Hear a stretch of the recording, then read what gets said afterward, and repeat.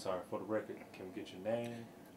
My name is Spell Dr. Samuel Perkins, Assistant Professor of Management and Marketing, Jack State University. All right. Uh, just in your own words, just explain your research and what you're doing, what your findings are. Primarily, the research I'm doing is on public school systems across America. I started with right here in the state of Mississippi, where we have about 153 school districts, public school districts, and primarily the public school districts are primarily black. And I found that in the education arena, the black resources for inner city schools are quite different from white resources as it relates to inner city schools, public schools.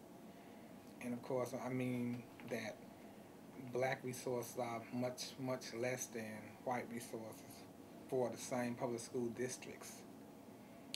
And what I found out was I believe our students have a hard time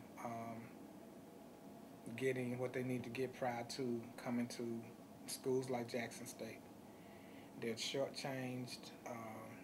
They come in an inadequate way where other public schools, in terms of majority white schools, they pretty much have what they need prior to going to major universities. So basically, my research is like an investigative type research that shows a disparity in the black communities as it relates to educational resources, preparation, and things that make up a student in terms of the academic performance.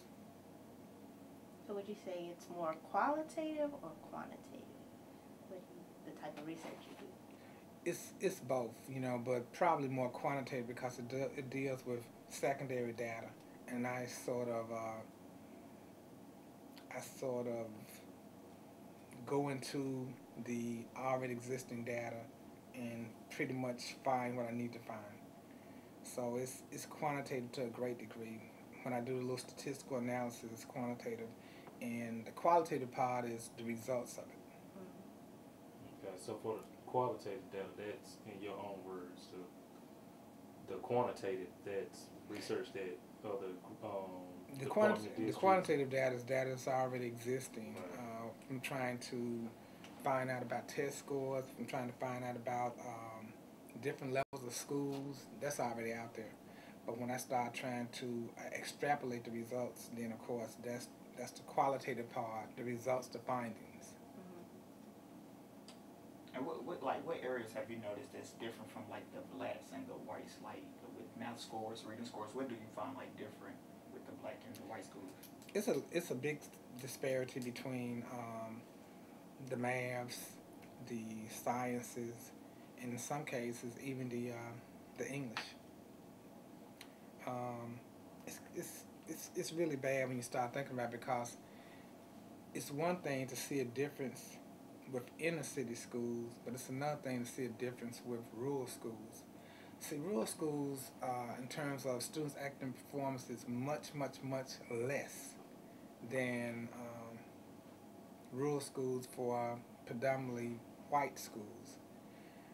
If you notice, when the public schools started going down, I think it was a great exodus of white students leaving the public school system, where you saw all these academies popping up. And when the academies popped up, the white students were leaving the public school system, and it seemed like the tax base started going down because then you just had primarily black families that were taxpayers. So the resources started leaving. And when the resources started leaving, it seemed like the city, the government, they abandoned the They stop caring. public schools or the inner city schools. So that's where we are now, really. So, with all the research that you've done, have you come up with like any idea for us, like the average African American student or black student, what can we do to create a better student or better students? I'm sorry. Well, I don't think it's anything new under the sun. And what I mean by that is, Yeah, you can keep talking. what I mean by that is, when you have situations like what you're asking about now, you're asking about is there anything that can be done Right. to rectify the problem? Have you discovered like any solution about what can be done about the way our students act, or just molding them students? It's going to take a lot. But I know back in the past when, during the Civil Rights Movement, for instance, during the Civil Rights Movement, there was a great inequity of school resources when you were talking about racial lines, whites and blacks. So when the federal government said, we're not going to give you any band uniforms, band instruments, we're not going to pay for anything like that, textbooks, nothing like that. The black people within that particular community raised monies and they paid for those things themselves. So in essence, the black community was more of a closely knit unit in comparison to what's going on now. So where we fell short as it relates to resources that the government was not going to pay for, they raised their money within the community. The teachers weren't getting paid anything, but they had a sincere desire to elevate black students to a level that would cause them to be able to function when they got in college. So that was the difference. We can do it now, but it would take a collective effort of the community. All right, what have you noticed, like, the changes of, like, black teachers and white teachers? Do you see a different style of teaching and how the students learn better?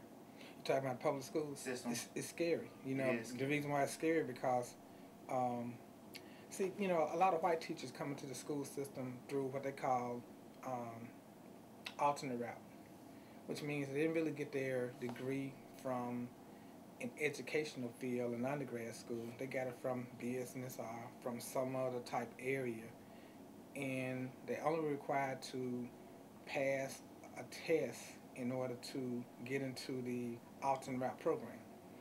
So their desire to get into the alternate route program after having a career in something else was because they probably could not work during the summer months, being home with their children, get a lot of vacation time, get a lot of holiday time. So the real reason to teach was not focused on improving the students. So in comparison to back in the past where there was sincerity in teachers wanting to elevate the students, that's not going on now. And the scary thing about it is, it's probably as many white teachers teaching in predominantly black public school systems in comparison to black teachers teaching in those same systems. So if you got a person that may not like you that much, I don't think they're going to teach you right. I also noticed what you just discussed in universities, especially with bringing in foreign teachers. We don't have enough teachers within the country, teachers graduating within the country. So a lot of people get hired on as professionals in their field, but they don't have to go through any type of teaching process, learning how to be professional teachers. They're just professionals in their field, so they can educate others on what they know how to do. They don't have to worry about the consequences of being a teacher. So that's the problem. See, the problem is that the students didn't get equipped the way they should have been equipped. So that means when they come to college with that lack of being equipped, if they don't have real professors at that particular institution that's going to elevate them,